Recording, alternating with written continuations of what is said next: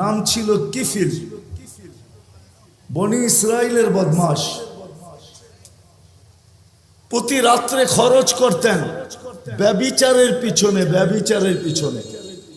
বর্তমান টাকায় 50 থেকে 60 লক্ষ টাকা বর্তমান টাকায়। একদিন নিয়ে আসছেন এক মহিলাকে, কামরায় ঢুকায় দিয়া বলতেছেন আমি প্রস্তুতি নিয়ে আসতেছি। যখন প্রস্তুতি নিয়ে আসছেন তো দেখতেছেন এক কোনায় বসে কাঁদতেছে। তো জিজ্ঞাসা করতেছে কাঁদিস কেন? তোকে তো জোর করে নিয়ে আসি নাই, টাকা দিয়া নিয়ে আসছি। তো বলছে শুন কিফিল, আমি বাজারি মেয়ে না, বিপদের কারণে তোর হাতে ধরা দিতে বাধ্য হয়েছি, কিন্তু আমি কাঁদতেছি কেন জানিস?